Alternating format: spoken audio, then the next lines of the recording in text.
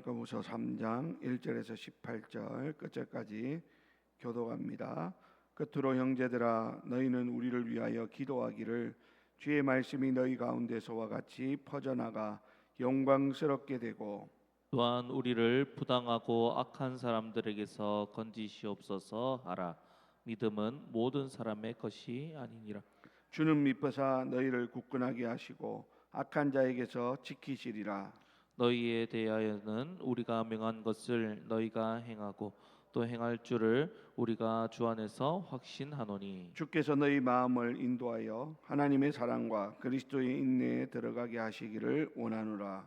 형제들아 우리 주 예수 그리스도의 이름으로 너희를 명하노니 게으르게 행하고 우리에게서 받은 전통대로 행하지 아니하는 모든 형제에게서 떠나라. 어떻게 너희 우리를 본받아야 할지를 너희가 스스로 아나니 우리가 너희 가운데서 무질서하게 행하지 아니하며 누구에게서든지 음식을 값없이 먹지 않고 오직 수고하고 애써 주야로 일함은 너희 아무에게도 폐를 끼치지 아니하려 함이니 우리에게 권리가 없는 것이 아니요 오직 스스로 너희에게 본을 보여 우리를 본받게 하려 함이니라.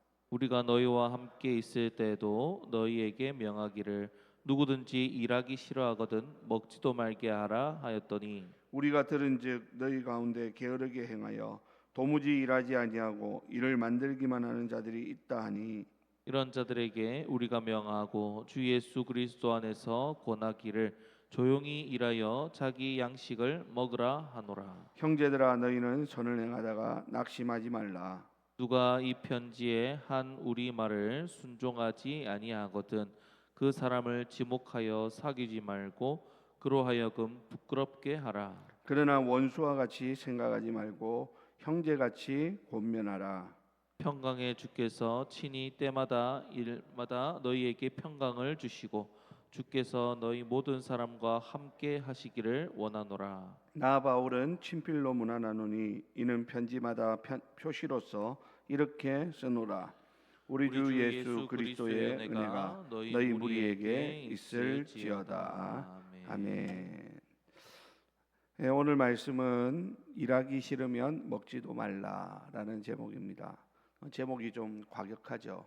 그렇지만 오늘 본문에 나와 있는 이 말씀에 근거해서 이 제목으로 잠시 말씀을 좀 생각해 보고자 합니다. 오늘 우리가 함께 살펴보는 이 데살로니가 후서는 사도 바울이 데살로니가 교회에 보낸 두 번째 편지입니다. 당시 교회 안에는 예수님의 재림, 즉 주의 날이 이미 임했다는 잘못된 가르침 때문에 큰 혼란이 있었습니다. 어떤 성도들은 이제 곧 세상의 끝이 올 것이라는 극단적인 생각에 빠져서 자신들의 생업을 모두 내팽개치고 일상적인 삶을 포기해 버렸습니다. 그들은 일을 하지 않으면서 공동체에 기대어 살았고 다른 사람들의 일에 참견하면서 무질서한 모습을 보여주었습니다. 바울은 이러한 잘못된 종말 신앙이 성도들의 삶을 얼마나 병들게 하는지를 지적하면서 참된 믿음은 오늘 우리에게 주어진 삶을 더욱 책임감 있고 성실하게 살아내는 것이다 라는 것을 가르치기 위해서 이 편지를 쓰고 있습니다. 자, 그러면 오늘 거기에 대해서 바울이 뭐라고 말하는지 우리 잠깐 살펴보면 바울은 아주 단호한 어조로 6절에 보니까 이렇게 말씀하고 있습니다. 형제들아 우리 주 예수 그리스도의 이름으로 너희를 명하노니 게으르게 행하고 우리에게서 받은 전통대로 행하지 아니하는 모든 형제에게서 떠나라 라고 말입니다. 여러분 이것은 주님의 권위로 선포하는 아주 엄중한 명령입니다. 우리 성도의 삶은 결코 게으름과 무질서와 함께 할 수 없기 때문인 것입니다. 바울은 자신의 삶 전체를 살아있는 교과서처럼 그들에게 제시합니다. 7절에서 그는 자신과 동력자들이 결코 무질서하게 행하지 않았다라고 말하면서 8절에서는 누구에게서든지 음식을 값없이 먹지 않고 오직 수고하고 애쓰며 주야로 일했음을 증언하고 있습니다.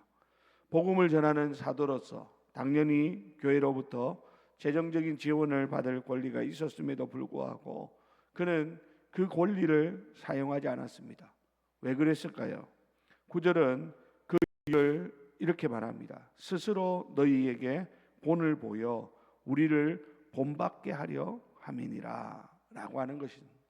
당시 사람들이 지금 잘못된 종말론에 빠져가지고 일하지도 않으면서 게으르고 나태해지면서 이제 주님 오셨으니까, 주님 오실 거니까 이러면서 아주 게으르고 나태한 그러한 삶을 살아가고 있는 그들에게 그냥 말로만 그래서는 안 된다 이렇게 가르쳐 가지고는 안 되겠다라는 것이죠. 그러다 보니까 바울이 자기 스스로 아주 성실하게 땀 흘려 일하는 그러한 삶의 모습을 본보기로 보여주고 있다라는 것입니다.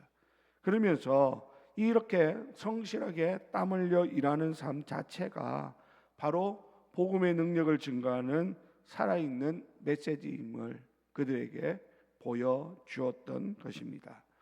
자, 그러면서 오늘 본문의 핵심이자 기독교 우리 신앙의 아주 중요한 원리를 10절에 이렇게 말하고 있습니다. 오늘 본문의 제목과 같이 누구든지 일하기 싫어하거든 먹지도 말게 하라 라는 것입니다.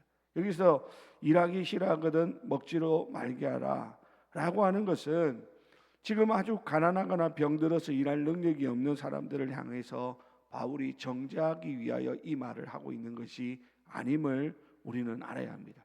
앞에서 말씀드린 것처럼 일할 수 있는 건강한 능력과 건강이 있음에도 불구하고 그들은 잘못된 종말론에 빠져가지고 일하기를 싫어하는 그릇된 태도와 게으름을 가지고 있었기에 바울이 그것을 꾸짖기 위해서 이 말씀을 전하고 있더라라는 것입니다. 여러분, 우리가 알다시피 하나님께서는 우리 인간을 창조하시고 생육하고 번성하고 땅에 충만하고 땅을 정복하라는 문화명령을 주셨습니다. 그러니까 우리가 이 땅에서 일을 하는 이 노동이라고 하는 것은 죄로 인한 저주가 아니라 타락 이전에 주어진 거룩한 사명이었다라는 것입니다. 그러므로 우리는 이를 통해서 하나님의 창조 세계를 가꾸고 이웃을 섬기고 우리 자신을 책임지는 그러한 삶을 살아가야 하는 것입니다. 이것이 바로 하나님께서 정하신 창조의 질서라는 것입니다. 게으름이라고 하는 것은 단순히 혼자만의 문제로 끝나지 않습니다. 오늘 본문 11절은 일하지 않는 자들이 어떻다고 이야기합니까? 도무지 일하지 아니하고 일을 만들기만 한다. 이렇게 예리하게 지적하고 있습니다. 자신의 삶에 충실하지 못할 때 사람은 다른 사람들의 삶에 대해서 부당하게 간섭합니다. 그리고 불평과 소문을 퍼뜨리고 공동체의 질서를 파괴하는 그런 일에 바쁜 사람이 되기가 쉽다라는 것이죠. 그래서 바울은 12절에서 조용히 일하여 자기 양식을 먹으라고 강력하게 권면하는 것입니다. 성실한 노동을 통해서 자신의 삶을 책임지는 것, 이것이 바로 하나님 앞에서와 사람들 앞에서 칭찬받는 성도의 삶임을 우리는 분명히 기억해야 할 것입니다. 자, 이제 공동체 안에서 이렇게 바울은 일하기 싫으면 먹지도 말라라고 권면하면서 이런 사람들 때문에 성실하게 살아가는 사람들이 낙심할 수 있음을 바울은 알고 있었습니다. 그래서 그들을 향해서 오늘 보면 13절에 보니까 너희는 선을 행하다가 낙심하지 말라 이렇게 따뜻하게 격려하는 것을 봅니다.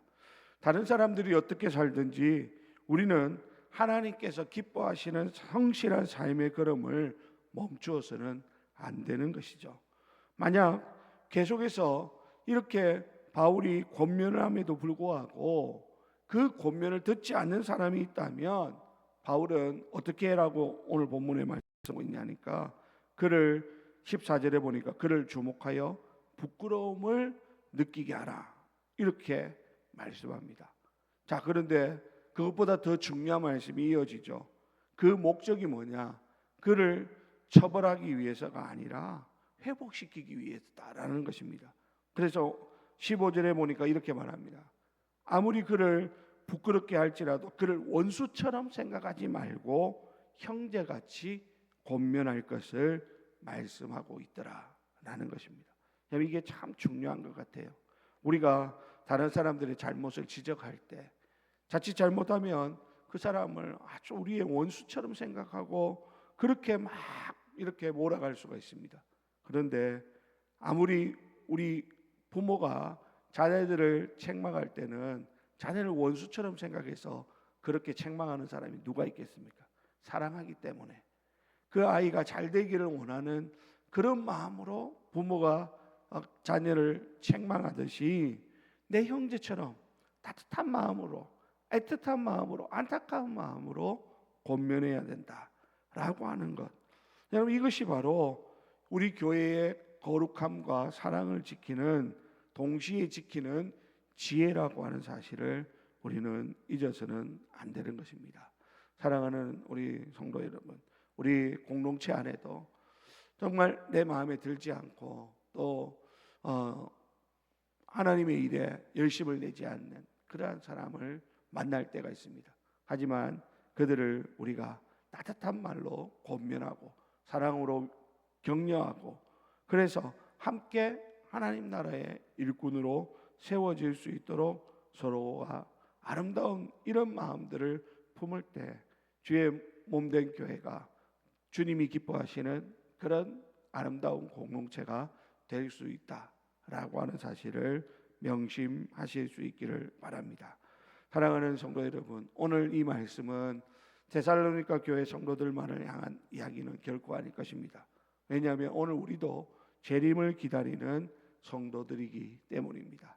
주님이 다시 오실 그날을 바라보면서 우리가 가져야 될 가장 올바른 자세는 삶의 의무를 저버리는 것이 아니라 오히려 오늘 하루 내게 주어진 이 날을 마지막 날처럼 생각하면서 더 열심히 더 충성스럽게 살아가는 것이다 라고 하는 사실을 잊지 마시기 바랍니다. 하나님께서 우리에게 허락하신 가정과 일터와 교회가 바로 우리가 그 사명의 현장이고 우리가 성실하게 살아야 될 우리의 삶의 터전인 것입니다. 사랑하는 우리 성도 여러분, 오늘 또 하나님 우리에게 건강 주셔서 또 이 새벽을 깨우고 이 자리에 나왔습니다. 오늘 하루도 우리에게 주어진 일에 성실하게 최선을 다하고 하나님 앞에 섰을 때 부끄럽지 않도록 열심히 달려가고 또 우리의 삶이 하나님 앞에 영광이 되도록 하는 복된 이 날이 될 수 있기를 예수님의 이름으로 간절히 축원드립니다. 기도하겠습니다.